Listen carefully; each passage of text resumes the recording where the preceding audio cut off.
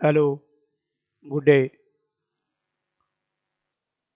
इसके पहले हम लोग मैक्सवेल्स के जो इलेक्ट्रोमैग्नेटिक फील्ड के इक्वेशंस हैं, मैंने बताया आपको चार है।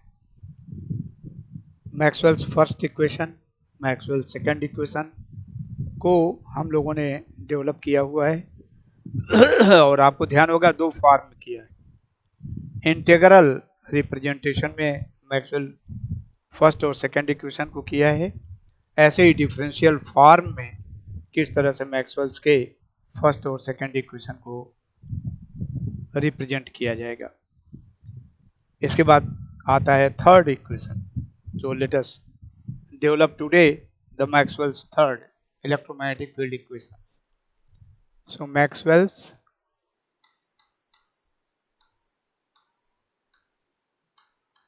Third electromagnetic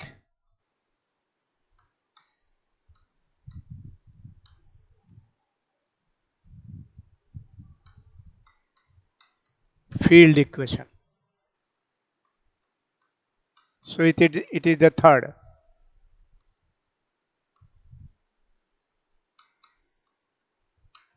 Maxwell's third electromagnetic field equation. ये मैक्सवेल्स थर्ड इक्वेशन जो है, क्रमवार तो जो आपने बेसिक इक्वेशंस पढ़े थे उसमें पहले गास लॉ आया था ऑफ इलेक्ट्रोस्टैटिक्स, एनालॉगस गास लॉ ऑफ मैग्नेटोस्टैटिक्स। तो पहले और दूसरे उसी आधार पे डेवलप भी किए गए। तीसरा इक्वेशन जो है उसके अनुसार एम्पियर सर्किटल लॉ पे आधारित होना चाहिए, लेकिन ऐसा नहीं है। एम्पियर सर्किटल लॉ में कुछ और नई बातें आती हैं, इसलिए इसको हम बाद में डिस्कस करते हैं। तो उसको हम कहते हैं मैक्सवेल्स फोर्थ इक्वेशन। तो हम थर्ड इक्वेशन की बात करते हैं, and this third equation is based on Faraday law of electromagnetic induction. तो लिख लेते हैं, it is based on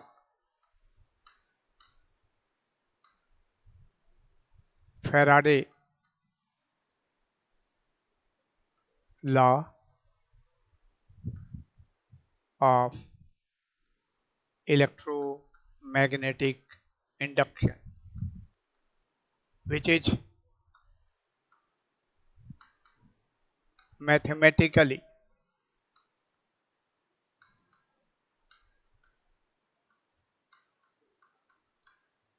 expressed as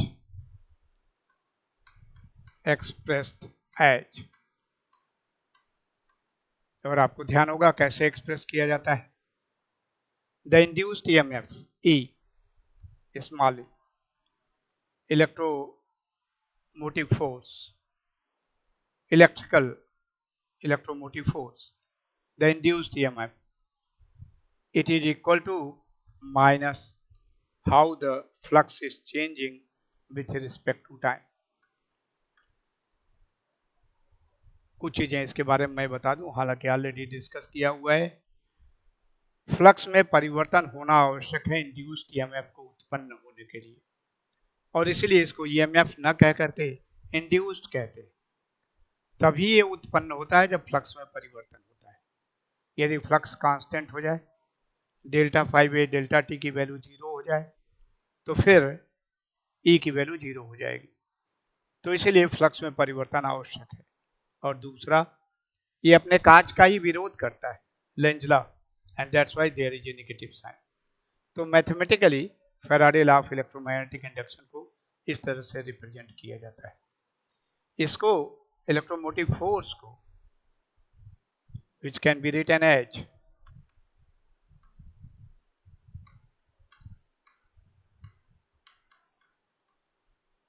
electromotive force को E dot dl line integral of E electric field E dot dl over a closed path must be closed। ये मान लीजिए हो गया कोई क्लोज सर्किट जिसे करंट बह रही, उसके करस्पॉन्डिंग इलेक्ट्रिक फील्ड ही है।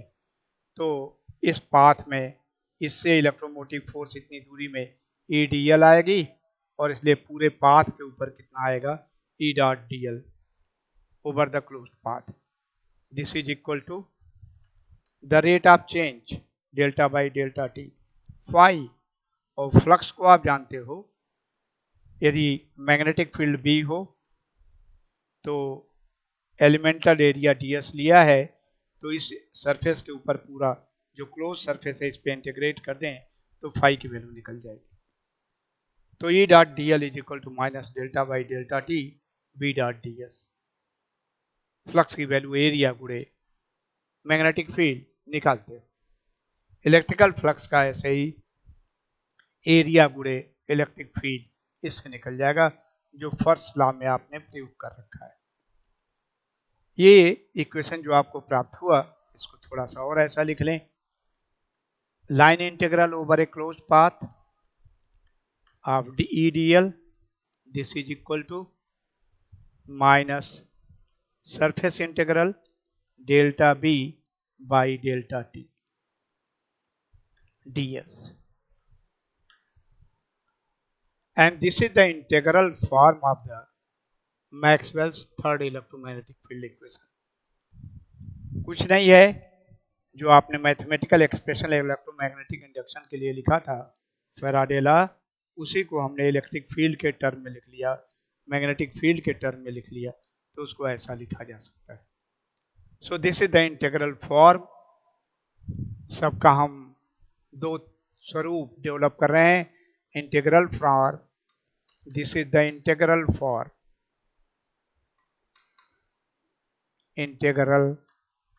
form of Maxwell's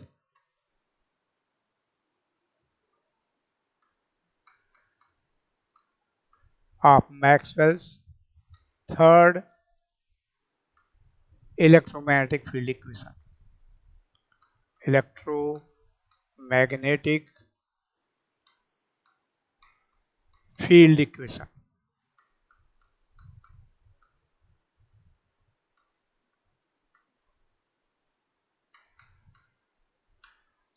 ये इंटीग्रल फॉर्म हो गया, ऐसा निकाल लिया. अब इंटीग्रल से डिफरेंशियल कैसे निकाला जाए. एक तरफ लाइन इंटीग्रल है, एक तरफ सरफेस इंटीग्रल. तो या तो दोनों तरफ लाइन इंटीग्रल हो जाए या दोनों तरफ सरफेस हो जाए, तो पैरामीटर्स जो इंटीग्रेंट पार्ट है उसको कंपेयर किया जा सकता है, और लाइन को सरफेस में कन्वर्ट किया जा सकता है with the help of Stokes theorem. तो applying Stokes theorem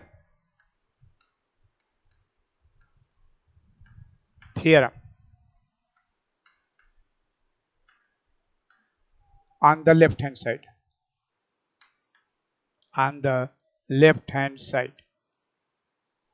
applying Stokes theorem on the left hand side. मैं थोड़ा सा फिर आपको मेंशन कर दूं. पहला इक्वेशन निकाला या दूसरा निकाला, तो वहां सरफेस इंटीग्रेशन को वॉल्यूम इंटीग्रेशन में चेंज किया था, एंड सरफेस से वॉल्यूम में कन्वर्जन और vice versa from volume to surface, ये गॉस डाइवर्जेंस थ्योरम की सहायता से किया जा सकता है. यहाँ पर आवश्यकता है हमको लाइन इंटीग्रल को सरफेस इंटीग्रल में कन्वर्ट करने की, और लाइन इंटीग्रल को सरफेस इंटीग्रल में कन्वर्ट करने के लिए हम स्टोक्स थ्योरम का प्रयोग करते हैं. तो लेफ्ट हैंड साइड पे स्टोक्स थ्योरम लगाया जाए तो इसको लिख सकते हो over a surface and surface bounded by the closed path. तो दोनों तरफ सरफेस एक ही हो गया, तो surface integral on the left hand side, और ई को हम लिखते हैं कर्ल ई. वहां डाइवर्जेंस लिखते हैं, यहाँ curly ds. This is equal to minus surface integral, और फिर दोनों तरफ सरफेस एक ही है, ये क्लोज पाथ द्वारा घिरा हुआ क्षेत्रफल on the right hand side, on the left hand side, and minus delta B by delta T, minus already बाहर लिखा है, तो delta B by delta T ds. Now surfaces are the same on both the side. Surface integral दोनों तरफ हो गया, compare किया जा सकता है और surface integral on both the side are the same and this is true for any surface circuit. आपने बनाया क्लोज पाथ, छोटा हो गया, बड़ा हो गया और छोटा हो गया, for any arbitrary surface it is true and thereby its integrand can be compared. So we get curl E, हम यहाँ लिख लेते हैं थोड़ा और स्पष्ट हो जाएगा। curl E on the left hand side, this is equal to minus delta B by delta T, और इस कर्ल E को नेबुला के फॉर्म में लिखें, nabla cross E, this is equal to minus delta E by delta T। और differential form में जो अभी इंटीग्रल फॉर्म में इक्वेशन आपने लिखा था उसका ये डिफरेंशियल फॉर्म है। So it is the differential form of Maxwell's third electromagnetic field equation. लिख लीजिए, it is this is the differential form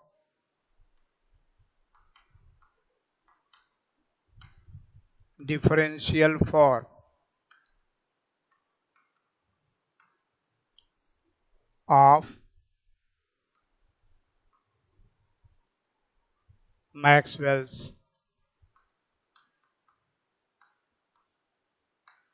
third differential form. This is the differential form of Maxwell's third electromagnetic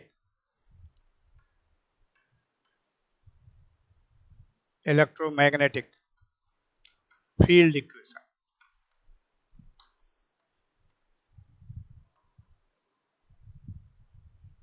तो इस तरह से electromagnetic field equation का तीसरा equation जो Maxwell द्वारा डेवलप किया गया वो इस तरह से लिखा जा सकता है। इसका इंटीग्रल फॉर्म ऐसा होगा, mathematically it will be express like this one, और इसका डिफरेंशियल फॉर्म ऐसा होगा जो यहाँ आपने लिख रखा है। तो यह एक सिंपल तरीका है और सिंपल मैथमेटिक्स की सहायता से मैक्सवेल के थर्ड इक्वेशन को in both form the integral form. So this is the Maxwell's third electromagnetic field equation, और इसको Faraday law of electromagnetic induction की सहायता से करते हैं और इंटीग्रल फॉर्म और डिफरेंशियल फॉर्म में कैसे इसको डेवलप किया जाएगा ये मैंने आपको बताया। ठीक, thank you.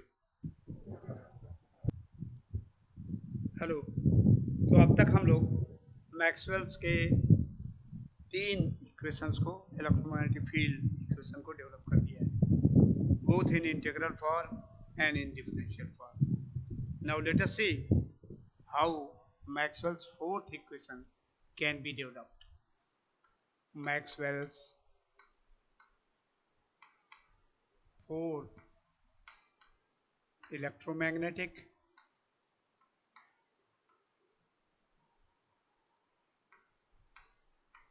field equation.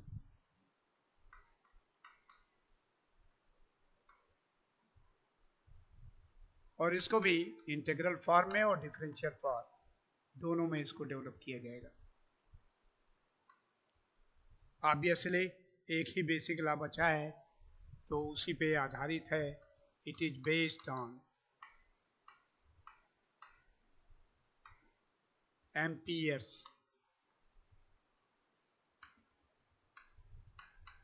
Circuital law which is mathematically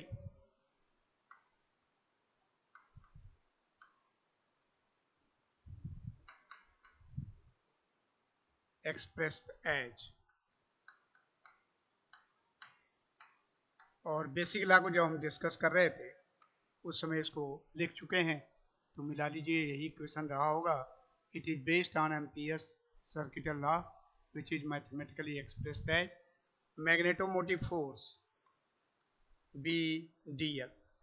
electromotive force के लिए ई डी एल आपने लिखा था over a close path, this is equal to mu zero times the total current threading the closed path. ये Ampere circuital law. इसको हम ऐसा फिर लिख सकते हैं, integral over the closed contour closed path it is equal to mu 0 and I can be written as a surface integral, ये line integral, ये सरफेस इंटीग्रल है। ऑफ I को आप जानते हो करंट डेंसिटी में भी रिप्रेजेंट कर सकते हैं J डॉट डी एस। ऐसे एक स्टेप और इसको फर्दर आप चेंज कर सकते हो, B is equal to mu 0 H in here, mu 0 cancels, so this can be written as integral over the closed path of H dl, this is equal to mu 0 cancels, B is equal to mu 0 H, surface integral of J dot ds। ये integral form fourth equation का कहा जा सकता है, लेकिन नहीं, इसमें थोड़ी सी कमी है, इसलिए अभी इसको फोर्थ इक्वेशन हम नहीं कह सकते। लगा दीजिए यहाँ पर फिर Stokes law, Stokes theorem applying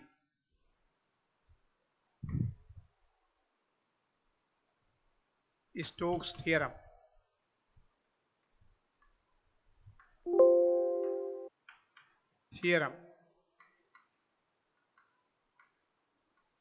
on the left hand side, on the left hand side, line integral को सरफेस इंटीग्रल में चेंज करो तो ये हो जाएगा, लेफ्ट हैंड साइड हो जाएगा surface integral over the surface closed by the close path, तो इसलिए दोनों तरफ सरफेस इंटीग्रल एक ही हो जाएगा ऑफ कर्ली एच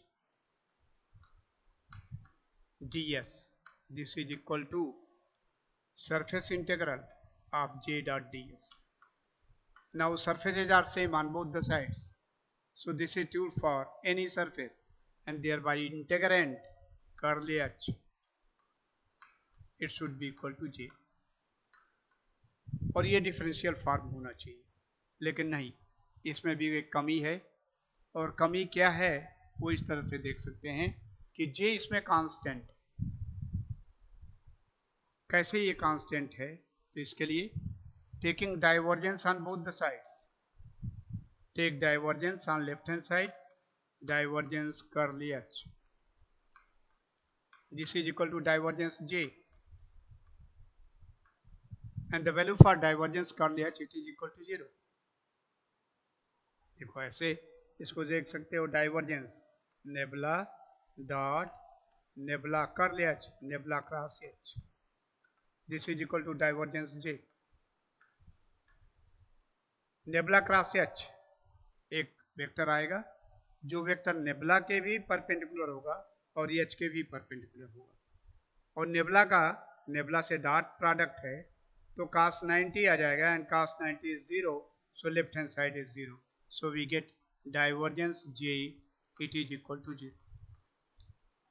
तो देखिए वो बात स्पष्ट हो गई जो मैं यहाँ कह रहा था कि J एक कांस्टेंट क्वांटिटी है, स्टैटिक है, स्टडी है, डीसी करंट, और डीसी करंट के लिए डाइवर्जेंस J की वैल्यू 0 है, so this is valid only for the static cases, the static current, the DC current, non varying current के लिए केवल ये वैलिड।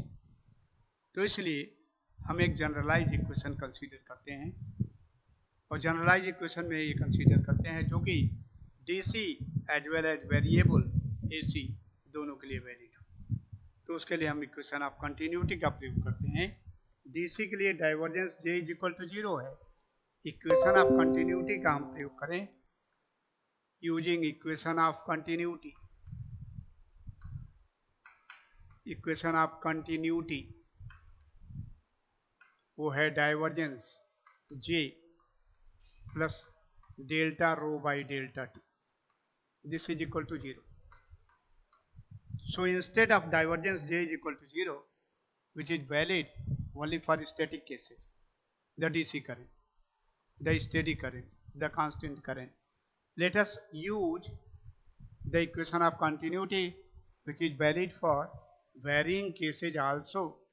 तो variable non variable DC AC दोनों को इससे कंसीडर किया जा सकता है, so it will be appropriate to use the equation of continuity equation here to consider both the static as well as the variable cases।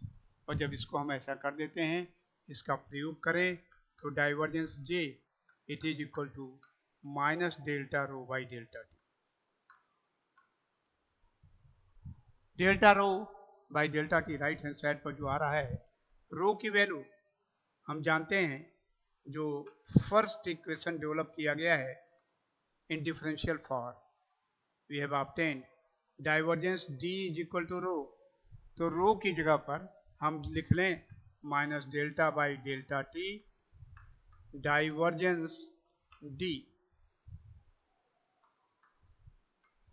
Using Maxwell's first electromagnetic field equation, जो already हम develop कर चुके हैं। Maxwell's first electromagnetic field equation suggests in differential form divergence D is equal to rho। तो rho की जगह पर हमने मैक्सवेल की फर्स्ट इक्वेशन की मदद लेते हुए रो की जगह पर डाइवर्जेंस D लिख दिया। अब राइट हैंड साइड में दो डिफरेंशिएशन है, one with respect to space divergence, the other with respect to time. The order of differentiation can be changed, so this can be written as divergence J is equal to minus divergence delta D by delta T। Time derivative को यहाँ लिख लिया, space derivative को यहाँ लिख लिया। अब दोनों तरफ डाइवर्जेंस हो गया, they can be collected together and we get divergence J it is plus divergence delta D by delta T, this is equal to 0। दोनों डाइवर्जेंस को इकट्ठा कर लें, so we can write down divergence J, not only J plus delta D by delta T।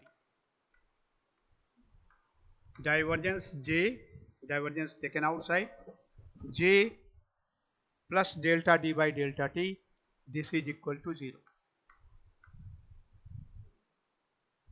और delta D by delta T को हम जानते हैं, यूनिट सेकंड का शुरू किया था तो फर्स्ट लेक्चर में ही हम लोगों ने डिस्प्लेसमेंट करंट से परिचय प्राप्त किया था एंड डिस्प्लेसमेंट करंट डेंसिटी से भी, और ये पाया था कि delta by delta T is the displacement current density, so this can be written as divergence J plus JD it is equal to 0।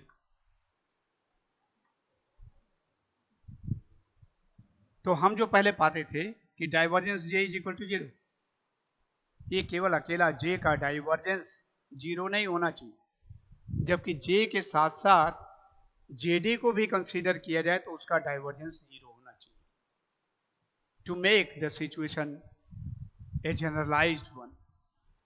DC के लिए केवल डाइवर्जेंस J की वैल्यू 0 होना चाहिए, लेकिन AC, DC, variable, non variable, varying, non varying, सारे cases के लिए वैलिड होगा divergence of J plus JD is equal to 0, ये आना चाहिए।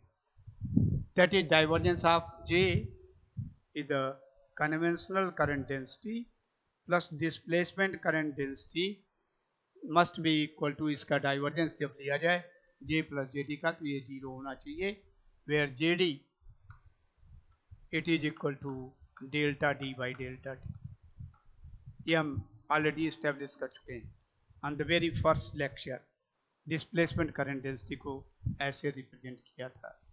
तो अब करना क्या पड़ेगा, केवल यदि static cases DC cases consider करना है तब तो divergence J is equal to 0 का प्रयोग करिए, और यदि जनरलाइज्ड केस को कंसीडर करना है तो divergence of J plus JD must be equal to 0। तो क्या करना है, J की जगह पर J प्लस JD का हम इस्तेमाल करेंगे, प्रयोग करेंगे। अकेला J का प्रयोग करेंगे तो स्टैटिक केस आ जाएगा, स्टेडी केस आएगा, कांस्टेंट केस आएगा, लेकिन J की जगह पर हम J प्लस JD का प्रयोग करेंगे तो we will be dealing with the generalised case, dealing with both static as well as non static cases, दोनों आ जाएंगे। तो अब केवल हमको करना ये है कि एम्पियर सर्किट लॉ से जो भी हमने डिस्कस किया था उस एम्पियर सर्किट लॉ में हम जहाँ कहीं भी J आ रहा था वहाँ J की जगह पर क्या प्रयोग करेंगे, J प्लस JD। जहां कहीं भी जे आ रहा था वहां जे के स्थान पर केवल आपको परिवर्तन यही एक अपेक्षित है, ये करना है कि जहां कहीं भी जे आ रहा हो जे की जगह पर आप लिखेंगे J plus J D. It will become a generalised case और इसकी सहायता से मैक्सवेल के फोर्थ इक्वेशन को प्रॉपरली रिप्रेजेंट किया जा सकता है। तो देखिए हम नंबर नहीं लगाए हुए हैं लेकिन दो जगह इसका इस्तेमाल कर सकते हो। एक तो यहाँ आ रहा है H D L is equal to surface integral, ये line integral over the close path. आप जे डी एस, यहाँ जे डी एस न लिख करके जे प्लस डी एस लिखेंगे। ठीक, तो हम इसको इधर इसका इस्तेमाल शायद नहीं होगा, केवल ये होना है जहाँ कहीं भी जे आ रहा है जे की जगह पर जे प्लस जे डी का प्रयोग करना है।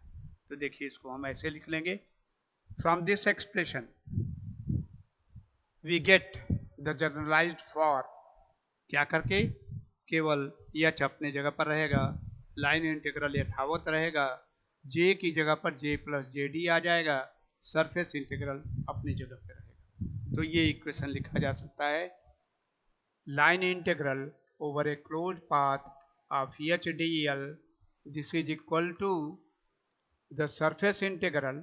और ध्यान रखें सरफेस भी वही, कोई परिवर्तन नहीं, जो इस क्लोज पाथ द्वारा इनक्लोज होगा, क्लोज पाथ द्वारा जो घिरा होगा, सरफेस इंटीग्रल ऑफ जे, और जे की जगह पर क्या लिखेंगे J plus J D, J plus J D D S, ये लिखते हैं।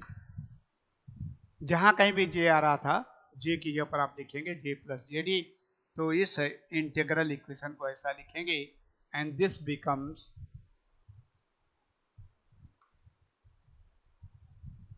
the integral for, this is the integral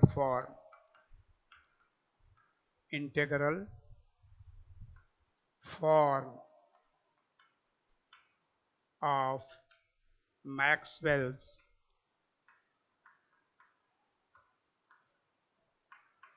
fourth electromagnetic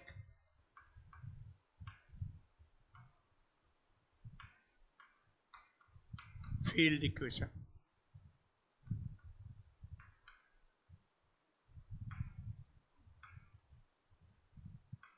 This is the integral form of Maxwell's fourth electromagnetic field equation। और इसे डायरेक्टली डिफरेंशियल फॉर्म यहाँ से लिख सकते हैं, जे की पर जगह पर जे डी लिखें, लेकिन कर लो यहीं से, दो लाइन का काम है, यहाँ से लिख सकते हैं। इंटीग्रल फॉर्म आ गया, एक तरफ लाइन इंटीग्रल है एक तरफ सरफेस इंटीग्रल है, दोनों तरफ सरफेस इंटीग्रल किया जा सकता है applying Stokes theorem on the left hand side.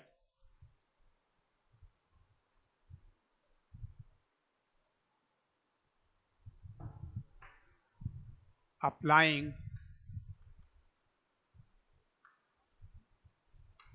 Stokes theorem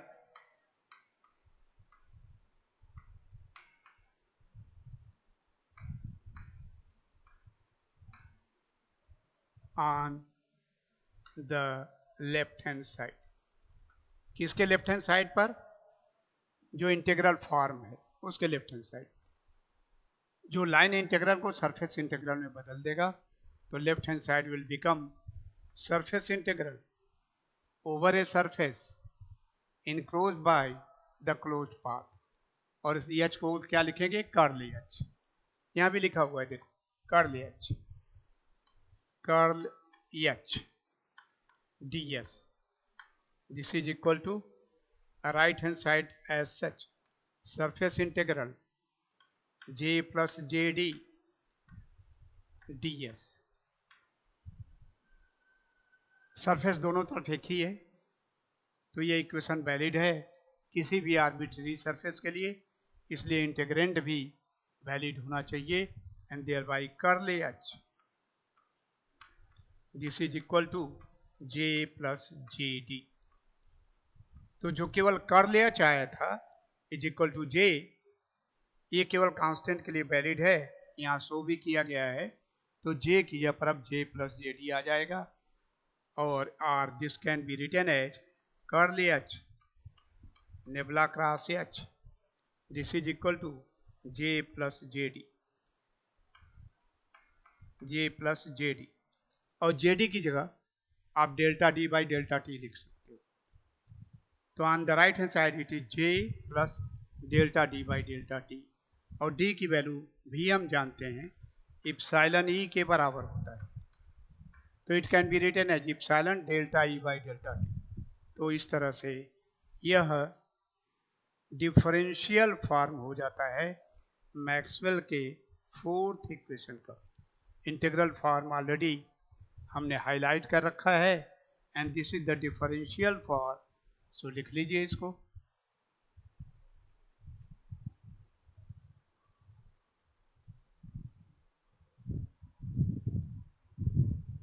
this is the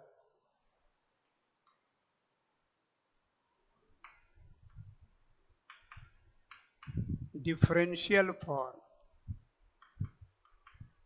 differential form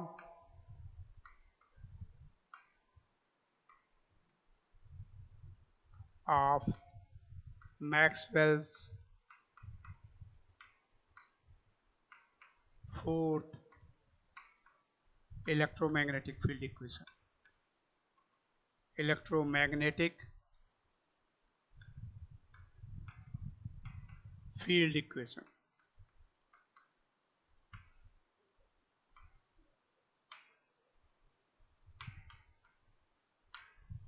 तो मैक्सवेल का चौथा इक्वेशन भी आपने डेवलप कर लिया, डिराइव कर लिया, यह इसका इंटीग्रल फॉर्म हो गया और ये इसका डिफरेंशियल फॉर्म हो गया। So in this way, based on the basic equations, Gauss law of electrostatics, analogous Gauss law of magnetostatics, Ampere circuital law पे फोर्थ इक्वेशन आधारित है, and Faraday law of electromagnetic induction इस पे third law आधारित है। तो हम Maxwell's का केवल कंट्रीब्यूशन यही है कि जो चारों इक्वेशंस इधर उधर थे, अलग अलग कंसीडर किए जाते थे, इंडिपेंडेंट कंसीडर किए जाते थे, उनको सबको इकट्ठा किया, and with the help of two parameters, the displacement current density and the equation of continuity, all the four electromagnetic field equations by Maxwell has been developed। और ये चारों इक्वेशन किस तरह से डेवलप होंगे, क्या उनके इंटीग्रल फॉर्म होंगे, क्या उनके डिफरेंशियल फॉर्म होंगे, ये हम लोगों ने डिस्कस किया। अब कभी कभी आपसे प्रश्न ये पूछा जाता है कि राइट डाउन, डेरिवेशन नहीं पूछा जाता, डेरिवेशन भी आता रहता है, लेकिन कभी कभी पूछ देता है कि write down the Maxwell's four electromagnetic field equation in integral and differential forms and express their physical meaning, कि ये जो मैथमेटिकल इक्वेशन है, ये मैथमेटिकल इक्वेशन क्या हमें बताता है, फिजिकली उनकी मीनिंग क्या है, इसको भी बताने को एक्सप्लेन करिए कि इनकी फिजिकल मीनिंग क्या है। तो इसके बारे में फिर मैं आपको बताऊंगा। सो this is all for today, thank you very much.